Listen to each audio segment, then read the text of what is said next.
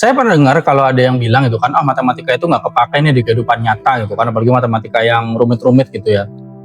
Tapi gini ya, padahal untuk kita bisa lancar nih nonton film gitu kan, kita bisa terbantu untuk pengen nonton film apa, itu adalah dibantu dengan suatu sistem yang dibangun pada dasar matematika gitu. Gampangannya misalnya ya Netflix gitu. Nah, Netflix itu dia kan punya 260 juta user di seluruh dunia gitu kan. Nah, yang mind blowingnya lagi, mereka tuh bukan cuma tahu film apa yang kita tonton, tapi dia tuh juga tahu kayak misalnya kapan kita pause, kapan kita bosen, bahkan Netflix itu tahu ketika kita skip di 5 menit pertama, gampangannya seperti itu. Jadi gini, sebagai seorang software engineer gitu kan, apalagi yang udah cukup senior kayak saya gitu kan, saya tuh pernah ditanya gitu sama junior saya, kayak kenapa sih ya kok Netflix itu bisa ngerti banget nih selera kita gitu kan. Nah, jawabannya sebenarnya itu bukan sekedar algoritma rekomendasi, karena algoritma rekomendasi itu sendiri itu dibangun atas dasar ya pertama database kan, terus ada stream processing, dan tentunya apa, ada matematika. Jadi di video kali ini tuh saya bakal ngebongkar cara cara kerja dari back end sistemnya gitu di Netflix gitu kan, mulai dari data event logging, terus Kafka, terus ya stream processingnya, terus database, sampai ya algoritma rekomendasi itu sendiri. Jadi kalau teman-teman yang nonton ini adalah seorang software engineer ataupun data enthusiast ataupun sekedar penonton Netflix, nanti habis nonton ini tentunya teman-teman tuh bakal melihat bagaimana angka-angka tuh bisa berubah jadi rekomendasi film favorit kita. Dan siap-siap aja nanti setelah melihat ini tentunya teman-teman akan melihat Netflix dengan cara yang berbeda. Dan mungkin kalau teman-teman pelajarin lagi, teman-teman bakal bisa bikin sistem yang serupa untuk produknya teman-teman sendiri. Jadi gimana pembahasannya? Biar gak banyak cincong, kita langsung aja let's get it on. Please like, share, comment, and subscribe.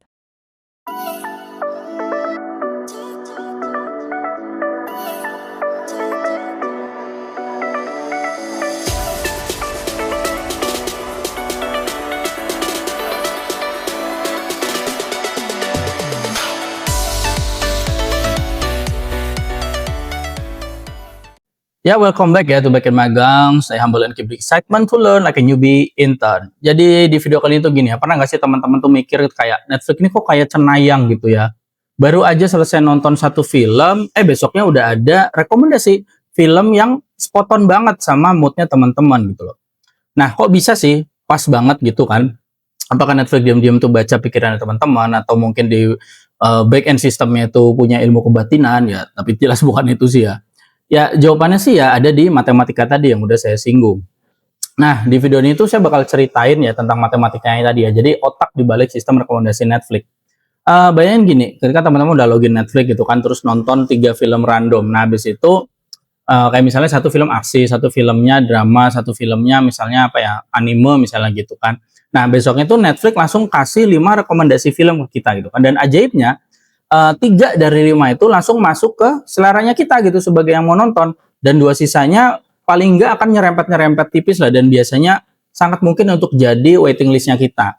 Nah, sekilas ini tuh kayak apa ya gampangannya tuh, ya ini saya kan punya warung kopi, jadi sekilas tuh kayak barista di warung kopi yang misalnya teman udah datang berkali-kali gitu kan, dia udah hafal sama pesanannya teman-teman. Jadi bedanya paling gini, kalau barista tuh paling hafal ya maksimal mungkin 20 sampai 30 pelanggan gitu kan. Nah, sedangkan kalau si Netflix, mereka harus hafal ratusan juta user itu tadi loh, dengan selera yang berbeda-beda tentunya. Nah, pertanyaannya gimana caranya backend sistem mereka gitu kan bisa ingat dan memprediksi rekomendasi-rekomendasi semuanya itu. Nah, dibalik itu semua, yang pertama adalah tentunya teori probabilitas. Jadi, setiap user itu dianggap punya peluang atau probabilitas untuk suka terhadap suatu film. Jadi misalnya kayak misalnya dia suka nonton film action gitu kan ya, berarti kemungkinan dia suka film action yang lain itu 90%. Terus misalnya dia jarang nonton film yang romantis gitu, berarti kan peluang dia suka film romantis itu ya 20%, misalkan seperti itu. Nah, Netflix itu dia ngumpulin data itu gitu loh. Jadi film apa yang kita tonton, genre apa yang kita pilih gitu kan, bahkan rating yang kita kasih, gampangannya seperti itu. Nah, bayangin sebuah table sederhana aja, ada table sederhana, misalnya user A dia suka film aksi sama anime misalnya, terus ada user B dia suka film drama sama anime juga misalnya seperti itu. Nah, kalau misalnya kita itu mirip dengan user A, ya kemungkinan besar rekomendasinya juga bakal mirip, gambarnya seperti itu. Nah, sekarang coba begini ya, kalau misalnya teman-teman suka film Breaking Bad gitu, yang bakal jadi rekomendasi itu apakah Money Heist atau malah Frozen? Nah, teman-teman harusnya bisa jawab ini. Jadi yaitu tadi jawaban itu kalau di Netflix di sistem backend-nya itu ditebak dengan matematika. Nah, setelah tadi dari teori probabilitas, sekarang kita masuk ke yang namanya collaborative filtering. Jadi caranya itu gini ya. Bayangin teman-teman tuh punya sahabat lah, punya teman gitu kan yang selera filmnya mirip banget sama teman-teman gitu. Mirip banget sama kamu lah gambarnya gitu ya. Nah, kalau dia suka suatu film yang kita belum tonton, jadi ibaratnya nih kita punya teman nih, teman suka film tertentu. Nah, kita belum nonton nih film yang dia suka gitu kan. Ada kemungkinan besar kita juga bakal suka sama film yang dia tonton tadi gitu loh. Nah, Netflix itu bikin model ini tuh dalam skala yang sangat besar gitu loh. Mereka tuh bikin jaringan antar user sama filmnya. Jadi semacam mapping lah, semacam peta itu kan siapa suka film apa gitu kan, terus siapa mirip dengan siapa. Gampangannya seperti itu. Nah, tapi tentunya di situ masih ada masalah besarnya. Nah, masalah besar itu seperti apa? Kalau usernya jutaan dan film-filmnya ribuan, tentunya peta itu jadi super besar dan rumit banget. Itu masalah besarnya. Nah, yang jadi pertanyaan berikutnya adalah gimana cara sistem backend-nya Netflix gitu kan mengolah data segede itu tanpa bikin servernya meledak. Nah, setelah tadi probabilitas dan juga collaborative filtering, nah disinilah baru matematikanya bakal saya ceritain ya, yaitu adalah matematika tingkat lanjut yang namanya metric factorization. Jadi gini, kedengarannya mungkin rumit ya, tapi ya analoginya gini. Jadi jangan mikir rumus-rumus yang ribet dulu gitu. Jadi gini, bayangin kita punya puzzle gitu kan dengan ya misalnya ada puluhan ribu bahkan jutaan lah, ya, jutaan keping gitu kan. Nah, itu susah banget kalau kita mau susun secara langsung gitu kan. Tapi kalau puzzle-puzzle itu dipecah gitu kan, jadi bagian-bagian yang kecil dulu, kan itu nanti baru lebih gampang buat dirangkai gitu loh. Nah, metric factorization itu kayak cara si Netflix buat memecah data nih, data rating dari user gitu kan, jadi potongan faktor yang lebih kecil. Nah, kira-kira seperti itu simpelnya. Jadi misalnya ada faktor untuk suka drama, terus ada faktor buat suka action, ada faktor buat suka komedi, ada faktor buat suka anime, misalnya seperti itu. Jadi meskipun usernya tuh nggak pernah nonton film tertentu, Netflix bisa prediksi dari faktor-faktor tersembunyi itu. Nah, simpelnya seperti itu. Dan nanti semua itu bakal diproses di ribuan server buat sistem backend-nya si Netflix itu sendiri. Jadi kebayangkan betapa beratnya kerja dari mesinnya itu cuma buat ngejawab satu pertanyaan sederhana, film apa yang harus kami rekomendasikan gitu kan untuk ke user A misalnya hari ini, gampangannya seperti itu. Nah, sekarang kita masuk ke inti matematikanya, yaitu si metric factorization-nya sendiri. Jadi gini, bayangin gini, bagian Netflix itu punya tabel raksasa gitu, yang isinya misalnya barisnya ini baris, itu isinya usernya, kayak misalnya ada user namanya Tono, Budi, Andi, misalnya gitu. Nah, terus yang bagian kolomnya, jadi itu yang filmnya, kayak misalnya film A, film B, film C, dan seterusnya gitu kan. Nah, isi dari tabelnya itu sendiri, itu adalah data-data kayak misalnya ratingnya, misalnya bintang 1-5 gitu kan. Terus, apakah film ini ditonton atau nggak ditonton gitu. Nah, tapi di sini tuh masih ada masalah, yaitu tabel ini pasti bolong-bolong. Karena apa? Karena kan nggak semua orang nonton semua film gitu loh. Ada yang nonton film apa, ada yang nonton film apa gitu kan. Jadi pertanyaannya tinggal gimana caranya menebak data di kotak kosongnya itu. Nah gitu. Jadi maksudnya ya, kalau saya ulangin ini kan jadi baris user, kolom itu filmnya, tabel itu rating-rating yang diberikan misalnya sama si usernya, ataupun ditonton atau nggak ditonton. Nah, berarti kalau yang nggak dikasih rating atau nggak ditonton itu kan kosong nih, tabelnya kosong. Nah, gimana nih caranya si Netflix itu buat nebak data yang harusnya ada di kotak kosong itu? Nah, tentunya jawabannya itu adalah ya tadi, si metric factorization. Jadi langkah pertamanya gini, jadi pertama tadi ya kita pecah dulu metrik raksasa itu jadi metrik yang lebih kecil-kecil, baru nanti gini lah kita anggap tadi si usernya, anggap aja si user Budi ya, dan ada Tono, Budi, Andi gitu kan. Kalau kita si Budi nih, kita ambil contoh nih. Nah, bayangin tabelnya itu kita pecah jadi dua dulu, jadi metrik user dulu, metrik user faktor gitu. Nah, metrik user faktor ini berarti kan seberapa besar preferensi si Budi itu kan terhadap faktor misalnya drama, action, ataupun komedi. Nah, terus matrix film faktornya gitu kan. Nah, jadi kalau di matrix film faktor itu berarti kan seberapa kuat suatu film tertentu itu punya sifat drama, action, ataupun komedi. Jadi gitu. Jadi yang satu ini faktornya itu untuk dia preferensinya si usernya, si Budi ini tadi. Yang satunya adalah metrik yang seberapa kuat film ini mengenai suatu genre, gitu gampangannya. Nah, jadi nanti Netflix itu nggak lagi simpan data Budi nonton film A, enggak. Tapi cukup simpan kayak misalnya Budi suka drama itu 0,8 misalnya hasilnya. Terus misalnya action 0,2, terus komedi 0,5 misalnya seperti itu. Nah, baru kita masuk ke langkah yang kedua. Langkah yang kedua ya tentunya kalau teman-teman belajar matematika, belajar metrik ya ada perkalian metrik. Nah, di perkalian metrik ini sekarang kalau kita mau tahu apakah Budi bakal suka nonton film A gitu kan, ya kita tinggal lakukan perkalian metrik aja gitu loh. Ya tadi misalnya preferensinya si Budi ya, si user vector tadi kan bakal dikalikan dengan karakteristik film A misalnya, si movie vector tadi gitu. Jadi misalnya Budi itu dia drama 0,8, terus action tadi 0,2, terus komedi 0,5. Nah, film A dia ini sama nih untuk ke arah genrenya, dia drama itu poinnya 0,9, actionnya dia 0,1, nah komedinya dia 0,2. Memang berbeda ya, tapi kan di sini ada kelihatan nih. Budi drama 0,8, terus si actionnya dia 0,2, komedinya 0,5. Nah, ada suatu film A itu dramanya 0,9, actionnya 0,1, terus komedinya 0,2.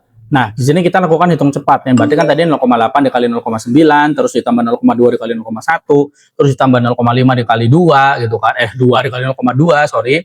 Berarti kan tuh hasilnya 0,72 ditambah 0,02 ditambah 0,10 ya. Berarti 0,84, 84%. Berarti kan artinya kemungkinan besar Budi senang atau bakal suka, bakal nonton si film A. Nah, kira-kira seperti itu. Nah, dengan cara itu tadi gitu kan, berarti kan si Netflix bisa mengisi nih kotak-kotak kosong tadi itu di tabel raksasa yang tadi. Jadi meskipun si Budi belum pernah nonton film A, sistemnya si Netflix, sistem backendnya Netflix itu bakal bisa memprediksi Budi bakal kasih rating yang cukup tinggi ke film A itu tadi. Kira-kira seperti itu. Nah, kembali ke analogi puzzle tadi ya. Jadi kan gini, analoginya itu kayak puzzle raksasa yang tadi udah saya singgung gitu kan. Nah, daripada kita susun jutaan keping langsung gitu kan, kita bakal cari ya pola-pola kecilnya dulu gitu. Jadi pola inilah yang disebut dengan faktor tersembunyi. Jadi metric factorization di sini itu digunakan bukan tentang untuk sistem itu menghafal semua data, tapi tentang sistem itu menemukan pola tersembunyi yang bisa nantinya dipakai untuk ya menebak preferensi dari si user. Nah, terus tadi saya singgung kenapa di sini butuh ribuan server gitu kan? Ya karena bayangin aja, usernya ada tadi 260 juta. Filmnya aja ada ribuan judul gitu kan. Terus untuk faktor-faktor yang tadi kita udah singgung, itu ada ratusan kategori tersembunyi. Berarti kan setiap waktunya Netflix itu harus ngitung jutaan kali ribuan kali ratusan ya. Berarti bisa ya miliar-miliaran lah, banyak seperti itu. Makanya mereka butuh ribuan server buat backend sistem mereka gitu kan untuk menjawab satu pertanyaan simpel, yaitu film apa yang harus direkomendasikan ke Budi hari ini. Nah, sampai yang tadi itu, sampai metric factorization, apakah teman-teman udah semakin paham atau semakin pusing gitu kan? Ya, kabar baiknya gini, itu nggak sampai di situ. Jadi tunggu dulu Ferguson gitu kan. Ini udah lebih dari sekedar matematika. Jadi gini, ceritanya itu nggak berhenti di situ gitu. Nah, kalau Netflix sekarang itu kan dia tuh nggak cuma pakai statistik seperti tadi ataupun ya metric factorization aja, dia pakai juga yang namanya deep learning. Jadi gini, bedanya gimana sih Bang gitu kan? Jadi gini, kalau dulu hanya data rating gitu kan, nah sekarang tuh mereka udah analisis lebih jauh lebih dalam lagi gitu kan. Jadi misalnya berapa lama nih kita nonton suatu film gitu kan, film tertentu gitu kan. Terus kapan kita pause, kapan kita stop nonton di menit ke-5 misalnya karena nggak suka, kapan kita stop di menit ke-15 mungkin karena bosan dengan filmnya. Bahkan jam berapa kita lebih sering nonton genre tertentu itu juga disimpan. Makanya kadang di jam-jam tertentu kita buka Netflix itu rekomendasinya akan berbeda. Jadi bahkan gini ya, kalau kita tuh nonton film nggak sampai habis ya, Netflix tahu. Jadi nggak ada sembunyi-sembunyian di situ. Sistem back-end mereka tuh catat semuanya gitu loh. Jadi gini ya, bayangin teman-teman itu lagi nonton film di Netflix gitu. Terus teman-teman begitu pencet play gitu kan, pencet play, sistem di back-end itu bakal langsung nyatet. Oke, user ID sekian, user A gitu kan misalnya, itu dia lagi nonton film ID sekian. Misalnya tadi anggap lagi nah. Jadi oke, user ID 123 itu mulai nonton film ID 456 misalnya seperti itu. Mulai jam 20.05 misalnya seperti itu. Terus di menit ke-15 kita yang lagi nonton ini, teman-teman lagi nonton itu pause gitu buat ambil minum. Nah, itu sistem dari backend Netflix itu akan mencatat itu juga. Jadi dia pause di menit 15 itu dicatat. Lalu nanti setiap kita misalnya ternyata teman-teman tuh gini, stop gitu. Teman-teman stop di menit ke-25 misalnya gitu. Karena misalnya filmnya ini ngebosenin lah gitu kan. Nah, lagi-lagi sistem di backend itu akan mencatat itu gitu. Nah, pertanyaannya semua catatan ini disimpan di mana? Kan seperti itu ya.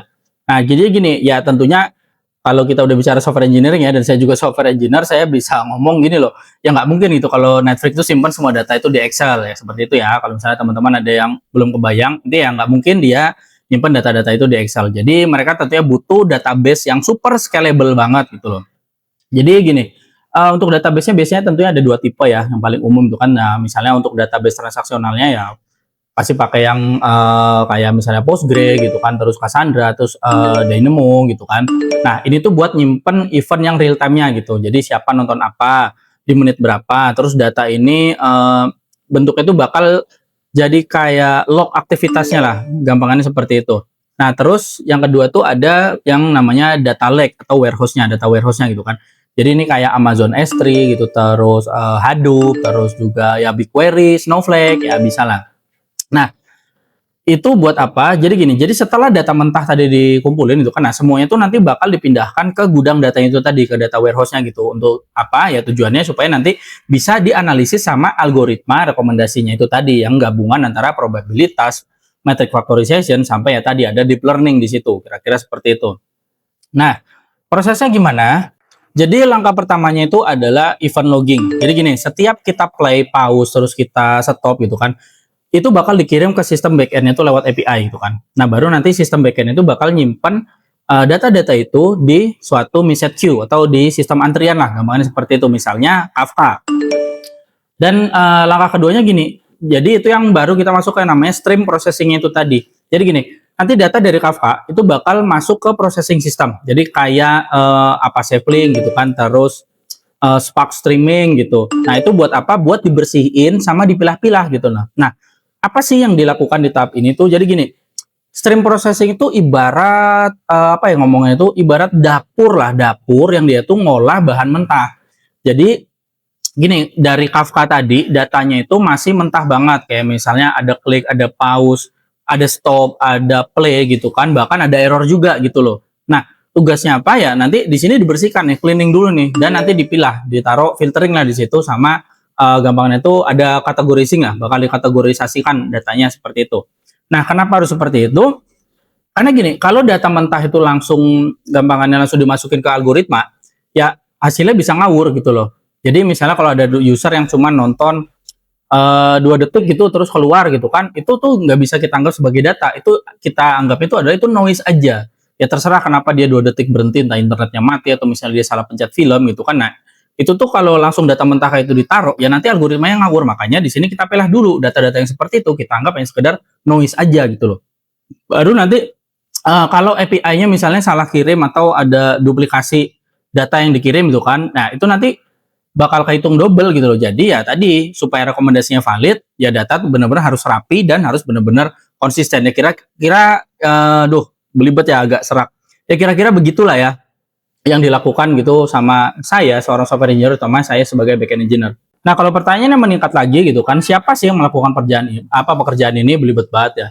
Ya di sini udah bukan manusia lagi, udah bukan seorang backend engineer kayak saya gitu kan. Jadi yang mengerjakannya di sini adalah si sistem stream processingnya yang tadi saya udah singgung gitu. Jadi ya kayak tool kayak Apache-Flink ataupun Spark Streaming gitu kan, itu bakal otomatis jalanin aturan bisnisnya. Jadi bisnis rule-nya itu dijalanin di situ.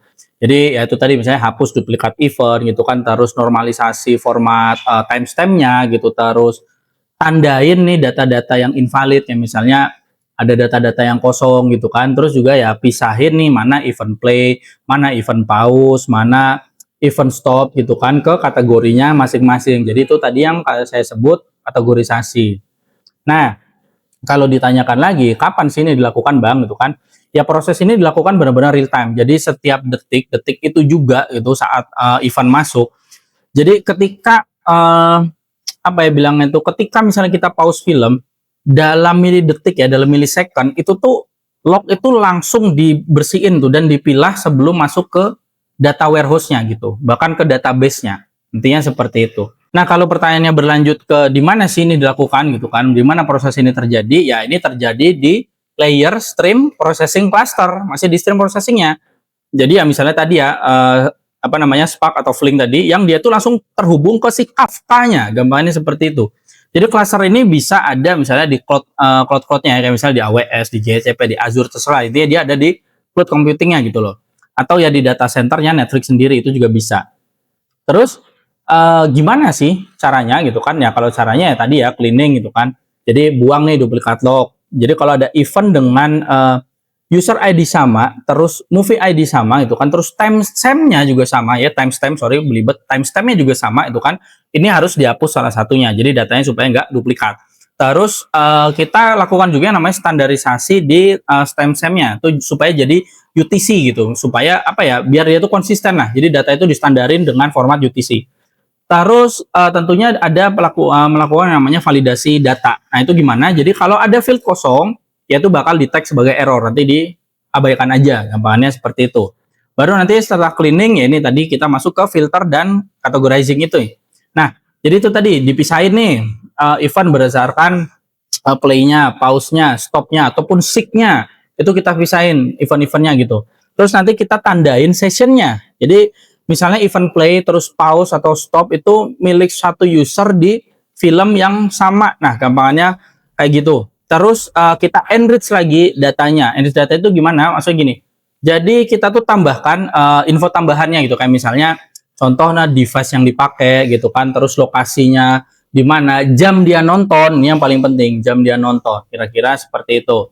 Itu tadi kalau kita bicara teknisnya ya. Tapi kalau saya coba analogikan ke hal gampangnya, kira-kira gini, anggaplah teman-teman tuh lagi belanja di pasar lah ya, di pasar gitu. Terus bawa pulang sekantong tusuk kresek itu misalnya udah ada sayur, buah, daging, ya apalah itu semua udah dicampur jadi satu dalam kantong itu gitu kan.